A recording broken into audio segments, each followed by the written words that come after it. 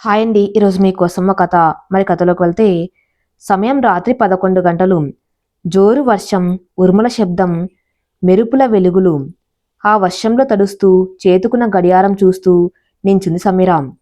అదే సమయంలో సమీరాకు ఎదురుగా ఇంకో వ్యక్తి ఉన్నాడు. వర్షాన్ని కూడా లెక్క చేయకుండా ఐస్ క్రీం అమ్ముతూ.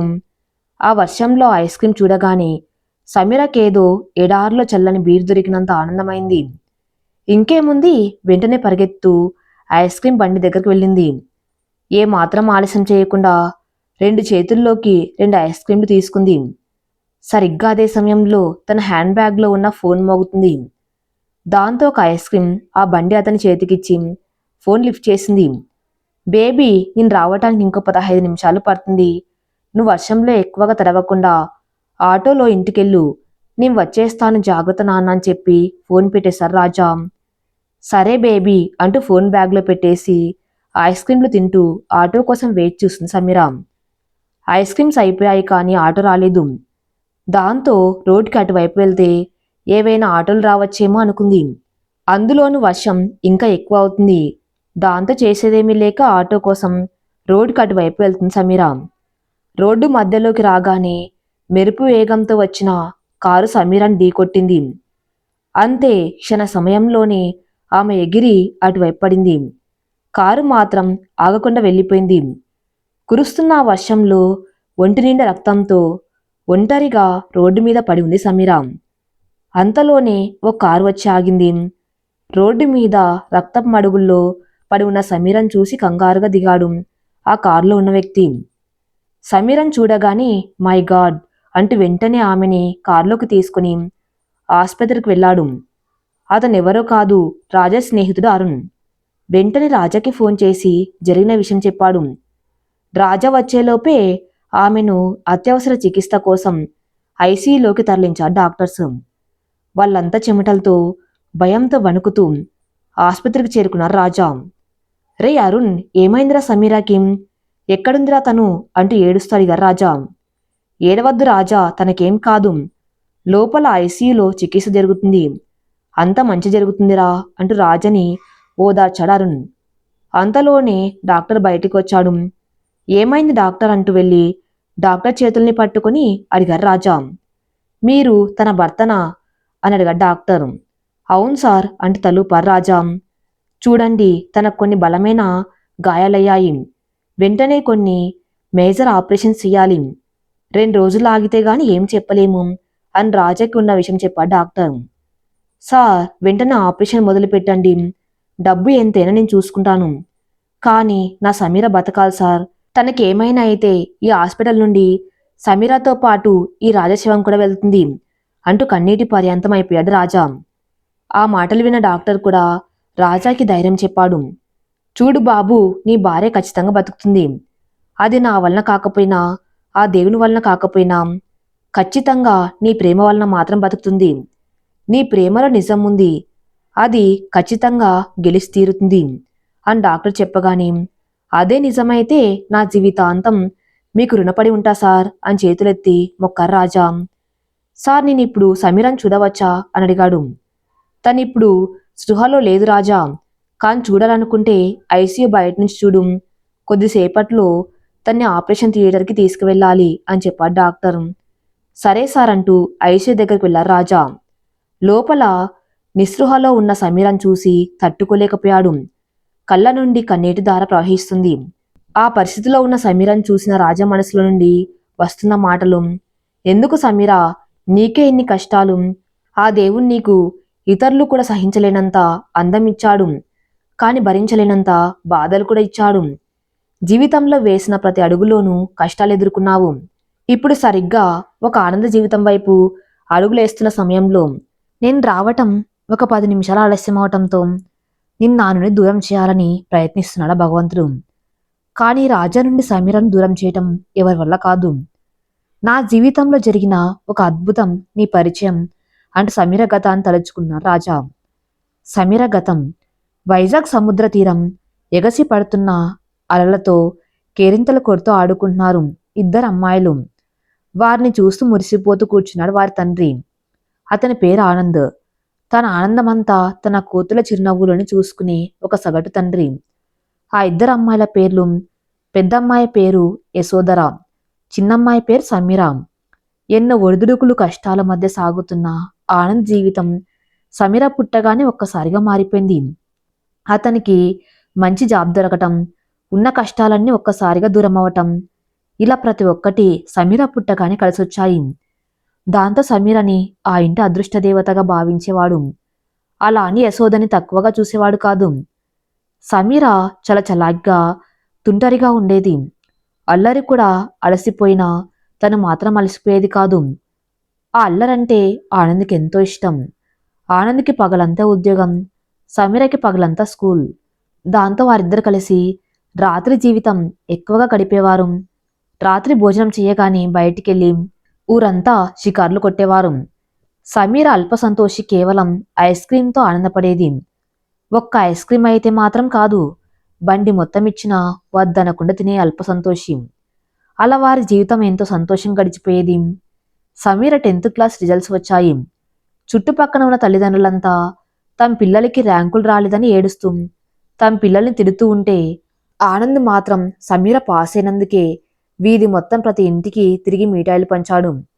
ఇంటర్ చేరిన సమీరాకు జీవితంలో మొదటిసారి చేదు అనుభవం ఎదురైంది. ప్రేమ పేరుతో ప్రతిరోజు ఒక కుర్రవాడు వేధించేవాడు. దాంతో సమీర వెంటనే ఆ విషయం తన తండ్రికి చెప్పింది. ఆనంద్ మాత్రం ఆ కుర్రాడిపై కోప్పడకుండా తన్ని పిలిపించి మంచి మాటలతో నచ్చెప్పాడు. దాంతో ఆ కుర్రవాడు కూడా సమీరకు మంచి స్నేహితుడిగా మారాడు. ఇంటర్లో సమీర మంచి మార్క్స్తో పాస్ అయింది. సమీర డిగ్రీ చేరిన కొన్ని రోజుల తర్వాత, కేవలం చదువు ఒకటి సరిపోదమ్మా, ఇంటి పనులు వంట పనులు కూడా నేర్చుకోండి, ఎప్పుడు చూసినా అబ్బాయిలా ఊరంతా తిరగడం కాదు, కొంచెం అమ్మాయిలా కూడా ఉండండి అంటూ ఇద్దరు కూతుళ్ళకి క్లాస్ పీకుతుంది సమీర తల్లి రాధ. ఇప్పుడు ఏమైందని అంతగా అరుస్తున్నావంటూ రాధని అడిగింది సమీర. ఆ యశోదర్ని చూసుకోటానికి ఇంకొక వారం రోజుల్లో ఒక గొప్పింటి సంబంధం వస్తుంది. అప్పుడు కూడా మీరు ఇలాగే ప్రవర్తిస్తే వచ్చిన వాళ్ళు ఊరికి వెళ్లకుండా మాకు 4 చివాట్లు పెట్టి మరీ వెళ్తారు అని చెప్పింది రాధ. ఏంటి అక్కకు అప్పుడే పెళ్ళా అంటూ నోరు వెళ్ళబుచ్చుకుంది సమీర. అక్కకే కాదే, దాని తర్వాత నీకు కూడా ఎవరినొకరిని చూసి కట్టబెడతాం అని రాధ చెప్పగానే, ఆ కట్టబెట్టండి, చిన్నపిల్లకి బాల్య వివాహం చేస్తారని చెప్పి జైల్లో పెట్టిస్తాం అంటూ మూతి ముడుచుకుంది సమీర. అంతలోనే సమీర తండ్రి అక్కడికి చేరుకున్నాడు. ఏంటి తల్లి కూతుళ్ళు అప్పుడే మొదలు పెట్టారా అంటూ లోపలికి వచ్చాడు ఆనంద్. చూడు నాన్న, అక్కకి అప్పుడే పెళ్ళంట, నిజమేనా అని అడిగింది సమీర. అవును తల్లి, చాలా గొప్ప సంబంధం, అబ్బాయిది మంచి ఉద్యోగం, నెలకి 60,000 సంపాదన, ఆ ఇంటికి వెళ్తే యశోధర మనందరినీ మర్చిపోతుంది అని చెప్పగానే యశోధర అలిగి మౌనంగా కూర్చుంది. అలా అలిగి కూర్చున్న యశోధర దగ్గరికి వెళ్ళి తన తల నిమురుతూ, చూడు తల్లి, నువ్వు ఒక అమ్మాయివి, ఏ రోజైనా మమ్మల్ని విడిచి ఏదో ఒక ఇంటికి వెళ్ళక తప్పదు. అలాంటిది గొప్ప సంబంధమే నిన్ను వెతుకుతూ వచ్చింది. మీ సుజాత అత్తయ్య భర్త రవి ఉన్నాడు చూడు, వాడికి సొంత బంధువులు నిన్నేదో ఫంక్షన్లో చూసారట. అప్పటి నుండి మీ మామయ్య రవి ద్వారా నన్ను అడుగుతూనే ఉన్నాడు. పైగా ఒక్క రూపాయి కూడా మా నుండి ఆశించడం లేదు. నీకు అంతా మంచి జరుగుతుంది తల్లి అంటూ కూతురికి సర్ది చెప్పాడు. సరే నాన్న, మీ ఇష్టం అంటూ తలూపింది యశోధర. దాంతో ఆ ఇంట్లో ఒక్కసారిగా సంబరాలు మొదలయ్యాయి. అక్కకి మంచి సంబంధం వస్తూ ఉండటంతో సమీర కూడా అక్కని వాటేసుకుని సంబరపడిపోతుంది. అలా సమీర గతాన్ని తలుచుకుంటూ ఉండగా రాజా ఫోన్ రింగ్ అయింది. దాంతో ఒక్కసారిగా ఉలిక్కి పడ్డారు రాజా. ప్రస్తుతం రాజా ఫోన్ లిఫ్ట్ చేసేలోపు కాల్ కట్ అయింది. బాబు, సమీరను ఆపరేషన్ థియేటర్లోకి తీసుకువెళ్ళాలి, నువ్వు వెళ్ళి అక్కడ కౌంటర్లో ఆపరేషన్ కావాల్సిన డబ్బు కట్టేయి, అంతలోపు మేము ఆపరేషన్ మొదలు పెడతాం అంటూ రాజాకు చెప్పాడు డాక్టర్స్. సరే సార్ అంటూ కౌంటర్ దగ్గరికి వెళ్ళారు రాజా. పేషెంట్ పేరేంటి సార్ అని అడిగింది అక్కడున్న క్యాషియర్. సమీరా మేడం అని చెప్పాడు రాజా. మీరు తనకేమవుతారు అని క్యాషియర్ అడగ్గా, హస్బెండ్ మేడం అని చెప్పారు రాజా. ఆపరేషన్ కావలసిన డబ్బు మొత్తం కట్టేశాడు. సమీరను ఐసీయూ నుండి ఆపరేషన్ థియేటర్కి తరలించారు డాక్టర్స్.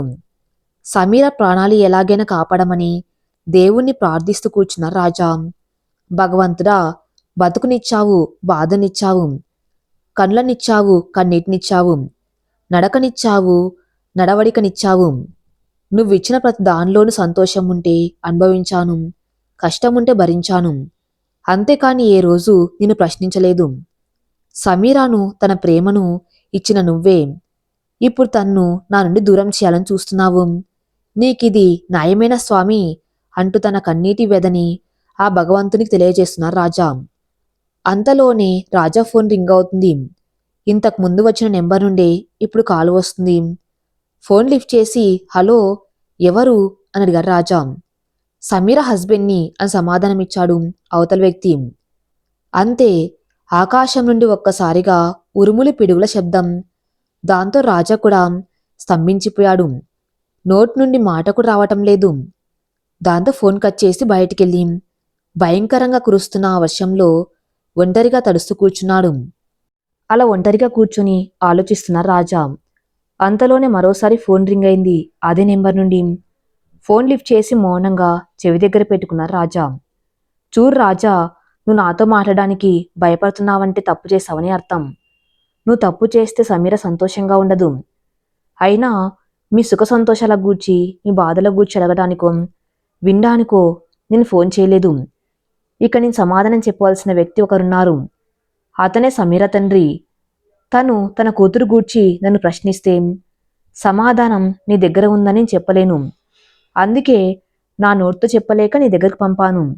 అసలు జరిగిన విషయం నువ్వు చెప్పు, సమీర తల్లికి మరియు తండ్రికి మరియు సమాజానికి అంటూ ఫోన్ పెట్టేశాడు ఆ వ్యక్తి. ఆ వ్యక్తి సమీర తండ్రి గురించి మాట్లాడగానే రాజా తిరిగి సమీర గతాన్ని గుర్తు చేసుకున్నాడు. సమీర గతం. యశోదర పెళ్లి చూపుల వేడుకకు ఇల్లంతా ముస్తాబైంది. పచ్చని తోరణాలు, రంగురంగుల బంతిపూలు, అందెగత్తెల సొంత పొగడ్తలు, చిన్నపిల్లల ఆటపాటలు. పెళ్లి చూపులకే ఇంత హడావిడిగా ఉంటే మరి పెళ్లి సంగతి ఏంటో అని అందరు అనుకునేలా జరుగుతున్నాయి ఏర్పాట్లు. తన అక్క పెళ్లి చూపులకి ఇల్లంతా ముస్తాబు చేసి తను ఒళ్ళంతా సింగారించుకుంది సమీర. యశోదర కూడా ఎంతో అందంగా మెరిసిపోతుంది. అంతలోనే పెళ్లివారి కారొచ్చి ఇంటెదురు ఆగింది. దాంతో హడావిడిగా వెళ్లారు ఆనంద్ మరియు ఈ సంబంధం తీసుకువచ్చిన యశోదర మామయ్య రవి. రండి అంటూ వారిని లోపలికి ఆహ్వానించారు. పెళ్లికొడుకు తండ్రి లేకపోవటంతో కేవలం తన తల్లిని మాత్రమే తీసుకొచ్చాడు. పెళ్లికొడుకు వచ్చాడని చెప్పగానే సమీర పరిగెత్తు వచ్చింది. లోపల నుండి తొంగి చూసింది. అంతే, ఒక్కసారిగా అలాగే నిల్చునిపోయింది. అక్కకి పెళ్లి చూపులనగానే వచ్చే వ్యక్తి గూర్చి ఎన్నెన్నో అంచనాలు వేసుకున్నారు ఆ అక్క చెల్లెళ్ళు. కాని వచ్చిన వ్యక్తి మాత్రం వారి అంచనాలకు పూర్తిగా భిన్నంగా ఉన్నాడు. యశోదర వయసు 21 సంవత్సరాలు. కాని వచ్చిన వ్యక్తి వయసు సుమారు 35 సంవత్సరాలుంటాయి. అందులోను బట్టతల, కింద పొట్ట కూడా ఉంది. దాంతో సమీర మనసులో ఆ దేవుని ప్రార్థిస్తుంది. ఎలాగైనా ఆ వ్యక్తి తన అక్కకి భర్తగా రాకుండా చూడాలని కోరుకుంది. అంతలోనే సమీర తల్లి కంగారుగా బయటికి వచ్చి ఏమండి ఒకసారి లోపలికి రండి అంటూ సమీర తండ్రి ఆనంద్ని పిలిచింది. భార్య కంగారుగా చూసి ఏమైంది అంటూ లోపలికి వెళ్ళాడు. సమీర కూడా తండ్రితో పాటు లోపలికి వెళ్ళింది. అక్కడ జడ నిండా పూలని, ఒంటి నిండా నగలని, కళ్ళ నిండా నీటిని, గుండె నిండా బాధని పెట్టుకుని ఏడుస్తూ కూర్చుంది యశోదర. ఏమైందమ్మా అంటూ యశోదరని అడిగాడు ఆనంద్. నాన్న, నాకు ఈ పెళ్లి వద్దు నాన్న, నన్ను క్షమించండి అంటూ తండ్రిని కోరింది. ఏంటమ్మా నువ్వు మాట్లాడేది, ఈ సమయంలో ఇలా మాట్లాడుతున్నావేంటి అంటూ తన కూతుర్ని అడిగాడు ఆనంద్. నాన్న, నేను ఒక అతన్ని ప్రేమిస్తున్నాను. అతనితోనే నా జీవితం సంతోషంగా ఉంటుంది. ఇప్పుడు అతన్ని పెళ్లి చేసుకొని జీవితాంతం బాధపడుతూ బతకలేను నాన్నా అని చెప్పింది. దాంతో ఆనంద్తో పాటు అక్కడున్న వారంతా షాక్కి గురయ్యారు. సమీరకి మాత్రం ఏదో చిన్ని ఆనందం.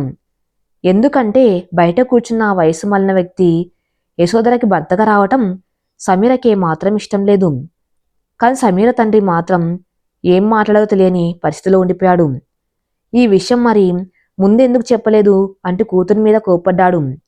భయం నాన్న, భయంతోనే చెప్పలేదు అని సమాధానం ఇచ్చింది యశోదర.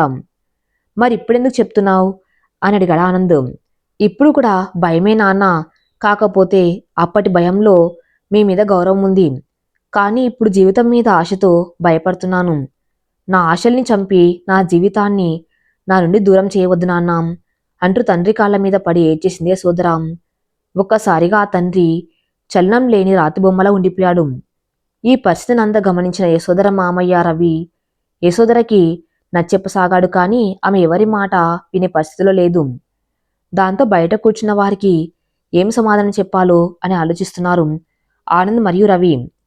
యశోద చేసిన పనికి రవి ఆనందని సూటిపోటి మాటలతో బాధ పెడుతున్నాడు. నేను ఇంత మంచి సంబంధం తెస్తే మీరిచ్చే గౌరవం ఇదేనా? ఇప్పుడు నేను వాడితే ఏం చెప్పాలి అంటూ ఆనంద్ని అడిగారు రవి. ఆ మాటలకి ఆనంద్ కుంగిపోతున్నాడు. అప్పుడే రవికి ఇంకొక ఉపాయం దొరికింది. అదే మాట ఆనంద్కి చెప్పాడు. బావగారు, యశోదర స్థానంలో సమీరను కూర్చోబెడదాం. నేను వారిని ఎలాగైనా ఒప్పిస్తా అంటూ తన మనసులో మాట చెప్పాడు రవి. దాంతో ఆనంద్ ఒక్కసారిగా ఆలోచనలు పడిపోయాడు. ఆ మాట విన్న సమీర గుండె ఆగినంత పనైంది. కాని సమీరకు తెలుసు తన తండ్రి తనకి ఇష్టం లేకుండా ఏ నిర్ణయం తీసుకోడని. రవి ఇచ్చిన ఆ సలహాకి సమాధానమిస్తూ ఇలా అన్నాడు ఆనంద్. చూడు రవి, నువ్వు చెప్పింది చాలా బాగుంది. కానీ సమీర వయసులో చాలా చిన్నది. తనకిప్పుడే పెళ్లి చేయటం సరికాదేమో అని తన మనసులో మాట చెప్పాడు. బావా, ఎవరైనా ఏదో ఒక సందర్భంలో అన్ని విషయాలు తెలుసుకోక తప్పదు. కానీ సమీర అది తెలుసుకోలేనంత వయసు కాదు. పైగా తను చాలా తెలివైంది.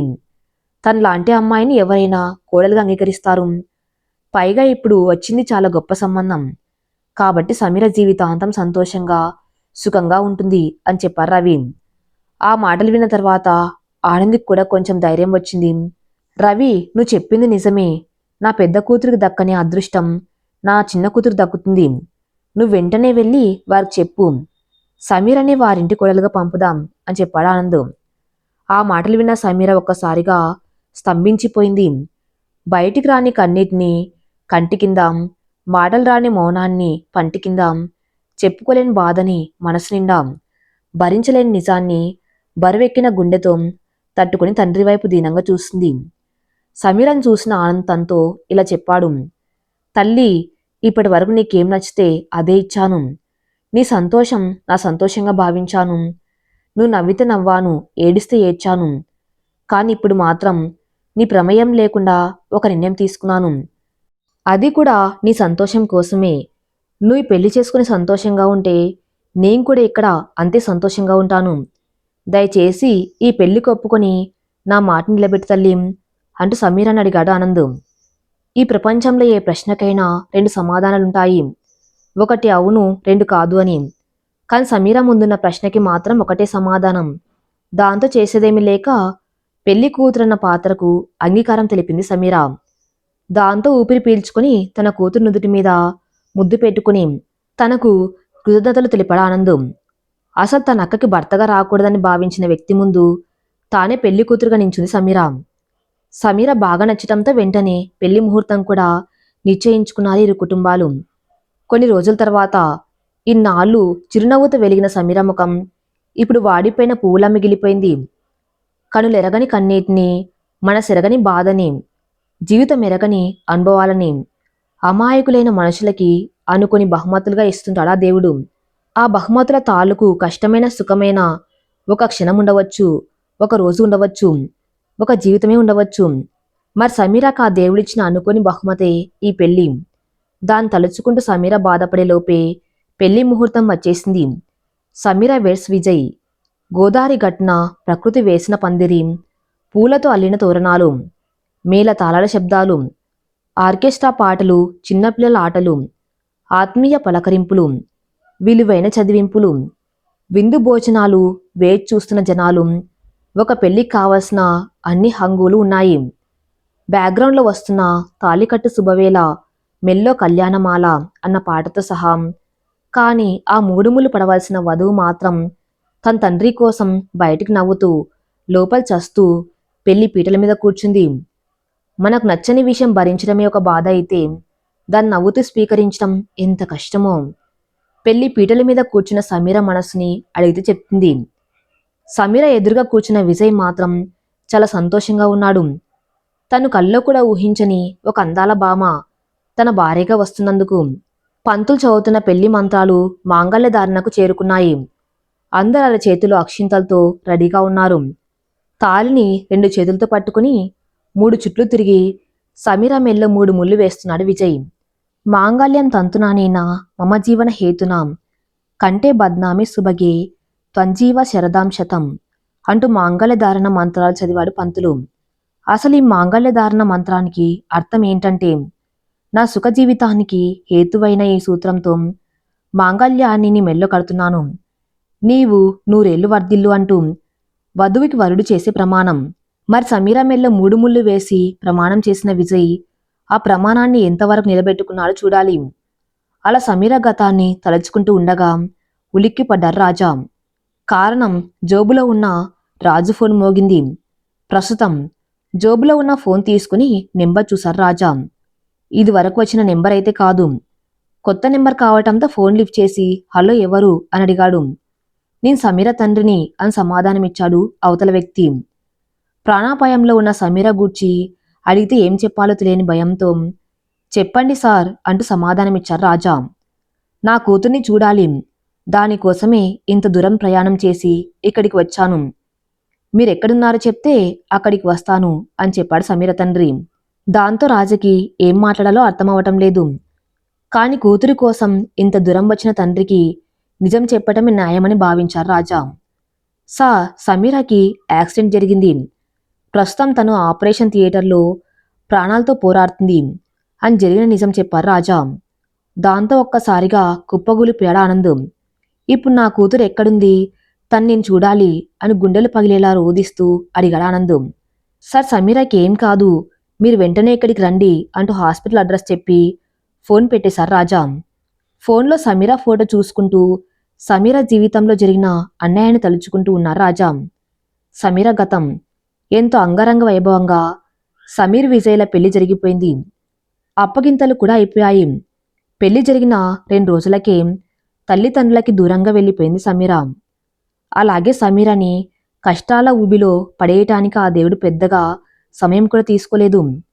పెళ్ళైన వారం రోజుల్లోనే సమీరకి గుండె పగిలేంత నిజం తెలిసింది. విజయ్ క్రమం తప్పకుండా ప్రతిరోజు మాత్రలు మందులు వేసుకునేవాడు. దాంతో సమీరకి అనుమానం వచ్చి విజయ్ని నిలదీసింది. అప్పుడే తెలిసింది విజయ్ మాత్రలు మందులు వాడితే తప్ప నయం కాని రోగంతో బాధపడుతున్నాడని. ఇంకో నిజం ఏమిటంటే, తన వయసు 40 సంవత్సరాలప్పటికీ సమీర వయసు 19 సంవత్సరాలు. కానీ ఆ నిజాన్ని సమీర ఎంతో ఓపికతో భరించింది. ప్రతిరోజు భర్తకి క్రమం తప్పకుండా మాత్రలు వేయించేది, దగ్గరుండి చూసుకునేది. కానీ కొన్ని రోజుల తర్వాత విజయ్ మద్యం తాగటం మొదలుపెట్టాడు. దాంతో విజయ్ ఆరోగ్యం దృష్ట్యా అది మంచిది కాదు అని భావించిన సమీర విజయ్ని మద్యం మానేయమని కోరింది. కానీ విజయ్ దానికి ఒప్పుకోలేదు. పైగా సమీర మీద చేకుడి చేసుకునేవాడు. అయినా కూడా సమీర విజయ్ని అలాగే భరిస్తూ వచ్చింది. కానీ రాను రాను విజయ్ ఆగడాలు ఇంకా ఎక్కువయ్యాయి. తన ఆఫీసులో పనిచేసే అమ్మాయిల్ని ఇంటికి తీసుకువచ్చి వారితో కలిసి మద్యం తాగటం లాంటివి చేసేవాడు. పైగా వారిలో ఒక ఆమెతో అక్రమ సంబంధం కూడా పెట్టుకున్నాడు. అవన్నీ భరించలేని సమీర ఒకరోజు విజయ్ నిలదీసింది. ఎందుకు మీరు ఇలా ప్రవర్తిస్తున్నారు? మీలో ఉన్న ప్రతి లోపాన్ని భరిస్తున్నాను, ప్రతి తప్పుని సహిస్తున్నాను. అయినా కూడా ఎందుకు నన్ను ఇంత మానసిక క్షోభకు గురి చేస్తున్నారు? అసలు నన్ను ఎందుకు పెళ్లి చేసుకున్నారు అని విజయ్ని ప్రశ్నించింది సమీర. దానికి విజయ్ చెప్పిన సమాధానం, నా ఆస్తిని, నా ఉద్యోగాన్ని, నా సంపాదనని చూసి నిన్ను నా చేతిలో పెట్టాడు మీ నాన్న. నీ అందం చూసి నిన్ను పెళ్లి చేసుకున్నా నేను. ఎందుకంటే ఈ సమాజానికి చూపించడానికి నాకొక అందమైన భార్య కావాలి. అందుకే నిన్ను చేసుకున్నానని చెప్పాడు విజయ్. అయితే ఇప్పటి నుండి నేను కూడా కేవలం సమాజం దృష్టిలోనే నీ భార్యగా ఉంటాను. అంతేకాని ఇంటి లోపల నీకు నాకు ఎటువంటి సంబంధం లేదు. ఇప్పటి నుండి ఈ 4 గోడల మధ్యలోనే బతుకుతాను అని గట్టిగా సమాధానమిచ్చింది సమీర. ఆ రోజు నుండి వారు కేవలం సమాజం కోసమే భార్యాభర్తలుగా బతికేవారు. కాని సమీర మాత్రం తనకి జరిగిన అన్యాయాన్ని తలుచుకుని ప్రతిరోజు కుమిలిపోయేది. 19 సంవత్సరాల వయసులోనే జీవితంలో ఉన్న చిన్న చిన్న ఆనందాల్ని కోల్పోయి 4 గోడల మధ్య నలిగిపోయేది. సమీరాని కనీసం పక్కింటికి కూడా పంపడానికి ఇష్టపడేవాడు కాదు విజయ్. పెళ్లికి ముందు తన ఊహల ప్రపంచంలో తనకు నచ్చినట్టుగా బతికేది సమీర. కానీ ఇప్పుడు ఆ ప్రపంచంలో అంధకారం అలుముకుంది. జీవితం మీద తనకున్న ఆశలన్నీ అతి చిన్న వయసులోనే ఆవిరయ్యాయి. కానీ ఈ కష్టాలన్నీ సమీర తనలోనే తనే భరించేది. కానీ ఏనాడు తన తల్లిదండ్రులకి చెప్పేది కాదు. కారణం సమీర కష్టాల్లో ఉందని తెలిస్తే వారు తట్టుకోలేరు. సమీర గొప్పింటి కోడలుగా వెళ్తే సంతోషంగా ఉంటుందని భావించి విజయ్కిచ్చి పెళ్లి చేశాడు సమీర తండ్రి. అలాంటిది ఇప్పుడు సమీర పడుతున్న బాధలు తెలిస్తే సమీర తండ్రి ప్రాణాలతో ఉండలేడు. అందుకే సమీర ఆ కష్టాలన్నీ తనలోనే దాచుకుంది. కానీ సమీర తన అక్క యశోదకి మాత్రం జరిగిన ప్రతి విషయం చెప్పేది. కానీ ఎవరు సమీర బాధను తీర్చలేరు. 2 పదులు కూడా దాటిన వయసులో అన్ని దారులు మూసుకుపోయి ఏ సుఖము లేక ఏ సంతోషము లేక కన్నీటి ప్రపంచంలో బతుకుతుంది సమీర. ప్రతి మనిషి జీవితంలో ఏదో ఒక సందర్భంలో కొన్ని అద్భుతాలు జరుగుతాయి. కానీ ఆ అద్భుతాలు తాలూకు ఉన్న నిజంలో కేవలం మంచిని మాత్రమే కోరుకోవటం అమాయకత్వం. ఎందుకంటే మన జీవితంలో జరిగే అద్భుతం తాలూకు ఉన్న నిజంలో కష్టం కూడా ఉండవచ్చు. మరి సమీర జీవితంలో జరిగిన పెళ్లి అని అద్భుతం తాలూకు ఉన్న నిజంలో ఎన్నో కష్టాలున్నాయి. కోల్పోయిన జీవితం ఉంది. ఇంకా 80 సంవత్సరాలు మిగిలి ఉన్న జీవితం ఇదే దారిలో కొనసాగితే సమీర భరించగలదా? అంతలోనే సమీర ఉన్న ఆసుపత్రి దగ్గర చేరుకున్నారు సమీర తల్లిదండ్రులు. ప్రస్తుతం ఆసుపత్రిలో రిసెప్షన్ వద్ద సమీర గూర్చి అడుగుతున్న ఆమె తల్లిదండ్రులను చూసి అక్కడికి వెళ్లారు రాజా. సమీరాకి లోపల ఆపరేషన్ జరుగుతుంది అని చెప్పాడు. నువ్వెవరు అని అడిగాడు ఆనంద్. రాజా అంటే నేనే సార్ అని చెప్పారు రాజా. అసలు ఎవరు నువ్వు, నా కూతురు జీవితంలోకి ఎందుకు వచ్చావు అన్న సమీర తండ్రి మాటలకి రాజా మౌనంగా ఉన్నాడు. దాంతో రాజా మౌనాన్ని ఇంకా గట్టిగా ప్రశ్నించాడు సమీర తండ్రి. మీ వల్లే సార్, మీరు చేసిన తప్పు వల్లనే సమీర ఇక్కడ దాకా వచ్చింది అని గట్టిగా సమాధానమిచ్చారు రాజా. ఏంటి నువ్వు మాట్లాడేది? నా కూతురు విషయంలో నేను తప్పు చేయడం ఏంటి అని అడిగాడు ఆనంద్. అవును సార్, మీరే చేశారు తప్పు. ఒక చిన్న వస్తువుని కూడా సమీరకి నచ్చిందా లేదా అని 10 సార్లు అడిగే మీరు భర్త విషయంలో మాత్రం ఒక్క మాట కూడా అడగకుండా తనకు ఆ వ్యక్తితో పెళ్లి చేశారు. కేవలం మీకోసం ఆ పెళ్లి చేసుకున్న సమీర ఆ తర్వాత ఎన్ని కష్టాలు అనుభవించిందో తెలుసా అంటూ సమీర పడుతున్న కష్టాలను ఆనంద్కి వివరించారు రాజా. తన కూతురు పడుతున్న కష్టాలను విని బోర్న విలపించాడు ఆనంద్. బాబు, ఇన్ని కష్టాలు పడుతున్న మా కూతురు ఏ రోజు మాతో ఒక్క మాట కూడా చెప్పుకోలేదు. కాన్ తను నీకు చెప్పింది. నీతో తన కష్టాలు చెప్పుకుంటుంది. నీ కోసం ఇంత దూరం వచ్చింది అంటే నువ్వు తన జీవితంలో ఒక ముఖ్యమైన వ్యక్తి అయి ఉంటావు. అసలు నీకు సమీరాకి ఎలా పరిచయం? తను ఇంత దూరం నీ కోసం ఎందుకు వచ్చింది? తన కోసం ఎందుకు నువ్వు ఇంతలా ఆరాటపడుతున్నావు అని రాజాని ప్రశ్నించింది సమీర తల్లి రాధా. సమీరాతో తన పరిచయాన్ని, జరిగిన గతాన్ని వారికి చెప్తున్నారు రాజా. సమీర గతం. ఆఫీస్ వెళ్ళటానికి సిద్ధమవుతున్నాడు విజయ్. ఏమండి, ఇంట్లోనే ఒంటరిగా ఉండటం నాకు చాలా ఇబ్బందిగా ఉంది. నేను కూడా ఏదో ఒక జాబ్ చేసుకుని ఉద్యోగానికి వెళ్తానండి అని అడిగింది సమీర. ఏం అవసరం లేదు, ఇంట్లోనే కూర్చో. నీకంతగా ఇబ్బంది అయితే చెప్పు, నేను కూడా జాబ్ మానేసి నీతో పాటు ఇంట్లోనే ఉంటాం. అంతేకాని నువ్వు మాత్రం ఇంటి గడప దాటి వెళ్ళడానికి వీల్లేదు అంటూ కోపంగా చెప్పి వెళ్ళిపోయారు విజయ్. ఆ మాటలకి సమీర ఇంకా కుమిలిపోయింది. పెళ్లి కాకముందు సమీరాకి జీవితం మీద ఎన్నో ఆశలు. బాగా చదువుకోవాలి, మంచి భర్త రావాలి, మంచి జాబ్ చేయాలి, పెళ్లికి ముందు తండ్రితో చూసిన అర్ధరాత్రి ప్రపంచాన్ని, పెళ్లి తర్వాత భర్త చూడాలి, ఎన్నెన్నో కలలు కనింది. కానీ ఆ కలలన్నీ నేడు కన్నీరుగా మారాయి. సుఖము సంతోషము లేక బాధలు బాధలు మధ్య నలిగిపోతూ 4 గోడల మధ్య నరకం అనుభవిస్తుంది. అలా తన కష్టాలను కన్నీటిని రూపంలో బయటికి తెస్తున్న సమీరాకి అనుకోకుండా ఓ కొత్త నెంబర్ నుండి ఫోన్ వచ్చింది. అసలే ఉన్న కష్టాలు చాలా ఉన్నట్లు కొత్త కష్టాలు ఎందుకులే అని ఫోన్ కట్ చేసింది. 2 నిమిషాల తర్వాత అదే నెంబర్ నుండి ఫోన్ వచ్చింది. దాంతో లిఫ్ట్ చేసి హలో ఎవరు అంటూ కోపంగా అడిగింది సమీర. హలో, నేనేనండి రాజాని అని చెప్పాడు అవతల వ్యక్తి. రాజానా? రాజా ఎవరు నాకు తెలియదు అంటూ ఫోన్ పెట్టేసింది సమీర.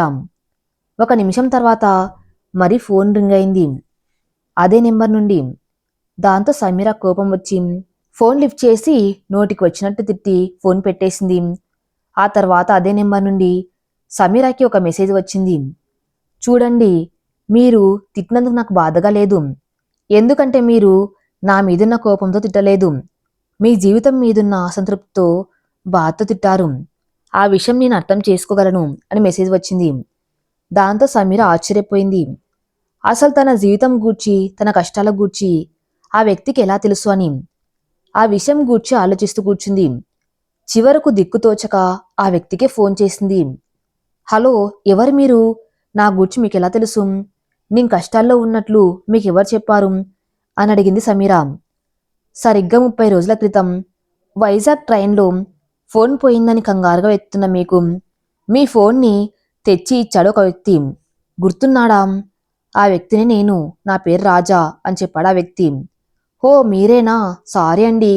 ఆ రోజు స్టేషన్ రావటంతో కంగారుగా దిగి వెళ్ళిపోయాను. కనీసం మీ పేరు కూడా అడగలేదు అని చెప్పింది సమీర. మీకొక నిజం చెప్పాలి. ఆ రోజు మీ ఫోన్ పోలేదు. నేనే కావాలని తీసుకున్నాం. మీ ఫోన్ నెంబర్ కోసం అని చెప్పారు రాజా. దాంతో సమీరాకి కోపం వచ్చింది. అవునా? అసలు నా నెంబర్తో పనేంటండి మీకు? అయినా నా జీవితంలో ఉన్న కష్టాల గురించి మీకెలా తెలుసు అవన్నీ అని అడిగింది సమీర. ఆ రోజు ట్రైన్లో మీరు మీ అక్కతో చెప్తున్నారుగా, అప్పుడు నేను మీ వెనకున్న బెర్తులోనే ఉన్నాను. అప్పుడే మీ జీవితంలో జరుగుతున్న విషయాలన్నీ విన్నాను. ఆ విషయాలు నన్ను బాగా బాధించాయి. ఒక 20 సంవత్సరాలున్న అమ్మాయికి జీవితంలో అన్ని దారులు మూసుకుపోయి మిగతా 80 సంవత్సరాల జీవితం ఎలా ఉండబోతుందో అన్న ఆలోచన నన్ను ప్రశ్నించింది అని సమీరకు చెప్పారు రాజా. నా జీవితం, నా కర్మ, నా కష్టం నేను భరించక తప్పదు. ఒకరి జాలి దయ నాకొద్దు అని చెప్పింది సమీర. మీరు తప్పుగా అర్థం చేసుకున్నారు. నేను మీ మీద జాలి చూపించడానికి ఫోన్ చేయలేదు. మీ కష్టం వినడానికి ఫోన్ చేశాను. ఆ మాట విని ఆశ్చర్యపోయింది సమీర. ఏంటి మీరు మాట్లాడేది అని రాజాని అడిగింది. నిజం. మన 4 అక్షరాల జీవితం నలుగురు మధ్యలో ఉంటుంది. ఆ నలుగురిలో ఒకరు బాధ భరించేవారు, 2 బాధ పెట్టేవారు, 3 బాధని దూరం చేసేవారు, 4 మన బాధని వినేవారు. నేను మీ బాధను దూరం చేయలేనేమో కానీ ఆ బాధలు వినడం వల్ల వాటి తాలూకు ఉన్న భారాన్ని కొంచెమైనా తగ్గించగలను. ఓడిపోయిన అనుభవాలని పెంచుకుంటే గెలవటానికి కొత్త దారులు దొరుకుతాయి. అందుకే ఎప్పుడైనా సరే మీకేదైనా బాధ కలిగిస్తే నాకు ఫోన్ చేయండి. అప్పుడు ఆ బాధ నుండి కొంచెమైనా ఉపశమనం కలుగుతుంది. మన బాధలు వినే వాళ్ళు కూడా ఈ ప్రపంచంలో చాలా తక్కువ మంది ఉన్నారు. కానీ మీ బాధ వినడానికి నేనున్నాను అని చెప్పారు రాజా. ఆ మాటలు విన్న సమీరాకి ఏదో ఒక మూల అతని మీద ఒక మంచి అభిప్రాయం ఏర్పడింది. అతను చెప్పింది నిజమే. ఇంతవరకు నా బాధలు ఈ 4 గోడలకి తప్ప ఎవరికీ తెలియదు. కానీ ఇప్పుడు నా బాధలు చెప్పుకోవడానికి ఒక వ్యక్తి దొరికాడు అని తన మనసులో అనుకుంది సమీర. హలో సమీర గారు, నా పేరు రాజా. ఇప్పటి వరకు నేను మీకు అపరిచయస్తుని. కానీ ఇప్పటి నుండి నన్ను మీ స్నేహితుడిగా స్వీకరించండి అని అడిగారు రాజా. అతని మాటల వల్ల ఏర్పడిన మంచి అభిప్రాయంతో సమీర కూడా అతన్ని స్నేహితునిగా స్వీకరించింది. అప్పటి నుండి సమీరాకి ఏ కష్టం వచ్చినా వెంటనే రాజాకి ఫోన్ చేసేది. రాజా కూడా చాలా ఓపికతో తన కష్టాలన్నీ వినేవాడు. అంతేకాదు సమీరకు కూడా కొండంత ధైర్యం ఇచ్చేవాడు. సమీర కూడా అంతే. రాజా చెప్పే మాటలకి తన బాధలన్నీ మర్చిపోయేది. ఎందుకంటే రాజా మాటల్లో ఒక ధైర్యం ఉండేది, ఒక నిజం ఉండేది. అలా రాజా సమీరలు మంచి స్నేహితులుగా మారారు. రాజా పరిచయంతో సమీరాకు కూడా జీవితం మీద ఒక నమ్మకం ఏర్పడింది. అలా కొన్ని రోజులు గడిచిన తర్వాత ఆ రోజు సమీర పుట్టినరోజు కావటంతో గుడికి వెళ్ళి సమీర జీవితంలో ఈ పుట్టినరోజైన మార్పు తేవాలి నా దేవుణ్ణి ప్రార్థించి సమీర పేరు మీద అర్చన చేయించారు రాజా. ప్రతిరోజు ఆ సమయానికి సమీర నుండి ఫోన్ వచ్చేది. కానీ తన పుట్టినరోజున రాకపోవడంతో సమీరాకి ఫోన్ చేశారు రాజా. సమీర ఫోన్ లిఫ్ట్ చేసింది కానీ ఏం మాట్లాడడం లేదు. హలో సమీరా, హలో సమీరా అంటున్నారు రాజా. కానీ సమీర మాట్లాడడం లేదు. రాజా మాత్రం ఫోన్ పట్టుకుని అలాగే నిల్చున్నాడు. అంతలోనే సమీర ఏడుపు శబ్దం వినపడింది. దాంతో రాజా కంగారు పడిపోయాడు. హలో సమీర, ఏమైంది? ఎందుకు ఏడుస్తున్నావు అని కంగారుగా అడిగారు రాజా. కానీ సమీర నుండి మాటలు రావటం లేదు. కేవలం ఏడుపు మాత్రమే వినిపిస్తుంది. అక్కడేం జరుగుతుందో రాజాకి అర్థమవటం లేదు. సమీర ఏడు పాపు, అసలేమైంది అని గట్టిగా అరిచారు రాజా. రాజా, నాకు చావాలని ఉంది. కాని ధైర్యం చాలడం లేదు అని ఏడుస్తూ చెప్పింది సమీర. ఏంటి సమీర, పుట్టినరోజు నాడు ఆ మాటలు? ముందు నువ్వు ఏడుపు ఆపి అసలేం జరిగిందో చెప్పు అన్నారు రాజా. దాంతో సమీర రాజాతో ఇలా చెప్పింది. రాజా, నేను నిన్న నీతో ఫోన్ మాట్లాడడం విజయ్ చూశాడు. నువ్వు నా స్నేహితుడివి అని చెప్పినా కూడా వినకుండా ఇష్టం వచ్చినట్టు నన్ను కొట్టాడు. అంతేకాకుండా రాత్రంతా అసభ్యకరమైన మాటలతో నన్ను వేధించాడు. ఈ రోజు నా పుట్టినరోజు అండి, నన్ను గుడికి తీసుకువెళ్ళండి అని అడిగితే ఈ రోజు కూడా నోటికొచ్చిన మాటలు తిట్టి నన్ను ఇంట్లో పడేసి వెళ్ళిపోయాడు. ఇలాంటి నరకం అనుభవిస్తూ బతకటం నా వల్ల కాదు రాజా, నేను చచ్చిపోతాను అని బోర్న ఏడ్చేసింది సమీర. దాంతో రాజా భయపడిపోయాడు. సమీర, దయచేసి నేను చెప్పేది విను. ఇప్పుడు నువ్వు చనిపోతే నువ్వు కోరుకున్న జీవితం ఎప్పటికీ తిరిగి రాదు. కానీ నేను చెప్పేది వింటే నువ్వే జీవితం అయితే కోరుకున్నావో అదే జీవితం నీకిస్తాను. నా మాట విని సమీరా అని అన్నా రాజా. నా వల్ల కావటం లేదు రాజా, ఇన్నాళ్ళు భరించాను, కానీ ఇప్పుడు భరించడానికి నా శక్తి సరిపోవటం లేదు. ఇక్కడే ఉంటే నాకు చావు తప్ప వేరే దారి కనిపించడం లేదు అని చెప్పింది సమీరా. అయితే ఇక్కడికి వచ్చే సమీరా, నీకోసం ఒక మంచి ఉద్యోగం చూస్తాను. ఉండటానికి ఒక ఇల్లు, కష్టం లేని జీవితం, నీ సొంత సంపాదనతో నీ కాళ్ల మీద నువ్వే నిలబడి నువ్వు కోరుకున్న జీవితాన్ని కూడా నువ్వే సంపాదించుకోవచ్చు. అంతేకాదు నువ్వేసే ప్రతి అడుగులోనూ నీ స్నేహితుడిగా నీకు అండగా నేనుంటాను అని చెప్పారు రాజా. ఆ మాటలు విన్న సమీరకి ఏం మాటలా అర్థమవటం లేదు. చనిపోదాం అనుకున్న సమీరకి తను కోరుకున్న జీవితాన్ని ఒక ఆప్షన్గా ఇచ్చి ఆలోచనలో పడేశారు రాజా. అలా ఆలోచించిన తర్వాత రాజాతో సమీర ఇలా చెప్పింది. రాజా, ఇప్పుడు నేను అక్కడికి వస్తే నా తల్లిదండ్రుల పరిస్థితి ఏంటి? వారు నా గురించి ఏమనుకుంటారు? ఇక చుట్టూ ఉన్న సమాజం కూడా నా గురించి రకరకాలుగా మాట్లాడుకుంటుంది. అలాంటప్పుడు నేను రావటం ఎలా కుదురుతుంది రాజా అని అడిగింది సమీర. దానికి రాజా చెప్పిన సమాధానం, చూడు సమీర, నీ ముందు రెండే దారులు. ఒకటి ఇప్పుడు అనుభవిస్తున్న జీవితం, రెండు నువ్వు కోరుకున్న జీవితం. అంతేకాని చావు అనే ఒక పనికిరాని దారిని ఎంచుకొని నీ జీవితం కోల్పోవద్దు. ఇక్కడ నీ కోసం నువ్వు కోరుకున్న జీవితం ఎదురు చూస్తుంది. నువ్వు సంతోషంగా ఉంటే నీ తల్లిదండ్రులు కూడా సంతోషంగా ఉంటారు. అంతేకాని నువ్వు చచ్చిపోతే వారు సంతోషంగా ఉండరు. ఇక సమాజం అంటావా? నువ్వేడిస్తే ఈ సమాజం నవ్వుతుంది, నువ్వు నవ్వితే ఈ సమాజం ఏడుస్తుంది. కాబట్టి ఈ స్వార్థపు సమాజం గురించి అస్సలు ఆలోచించవద్దు. ముందు నువ్వు ఇక్కడికి వచ్చి నీ జీవితం నీ దారిలోకి తెచ్చుకో, ఆ తర్వాత అన్నీ అవే సర్దుకుపోతాయి అని చెప్పారు రాజా. ఆ మాటలు విన్న సమీర కూడా తన జీవితం మీద నమ్మకం కలిగింది. ఎలాగైనా తను కోరుకున్న జీవితం సాధించి తనకు ఆ దేవుడు వేసిన శిక్షకి సమాధానం చెప్పాలి అనుకుంది. దాంతో తన కన్నీళ్లు కార్చిన పుట్టినరోజు నాడే తన కొత్త జీవితం వైపు అడుగేయాలని నిశ్చయించుకుంది సమీర. ఆ క్షణమే ఆ ఇంటిని, ఇన్నాళ్ళు భరించిన భర్తని, సమాజం మీద భయాన్ని విడిచి బయటకు వచ్చింది సమీర. రాజా కూడా చెప్పినట్లే సమీరాకి ఒక మంచి ఉద్యోగం చూశాడు. దాంతో సమీర ప్రతిరోజు ఉద్యోగానికి వెళ్తూ తన కష్టాల్ని మర్చిపోయే సమయంలో అనుకోకుండా ఈ ప్రమాదం జరిగింది అని జరిగిన గతాన్ని సమీర తల్లిదండ్రులకు చెప్పారు రాజా. ప్రస్తుతం తమ కూతురికి జరిగిన అన్యాయాన్ని విని బోర్న విలిపించారు సమీర తల్లిదండ్రులు. సమీర కోసం ఇంతలా తపన పడుతున్న రాజాని చూసి ఇలా అన్నాడు సమీర తండ్రి.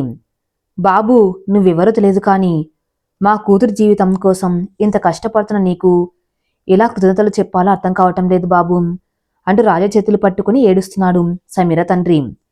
దానికి రాజా చెప్పిన సమాధానం, సార్, మీ కూతురి స్థానంలో ఈ అమ్మాయి ఉన్నా నేను నా వంతు సహాయం చేసేవాణ్ణి. కానీ మీ కూతురి విషయంలో మాత్రం అంతకు మించి చేశాను. తన జీవితం తలచుకొని నేను కన్నీళ్లు పెట్టుకున్నాను.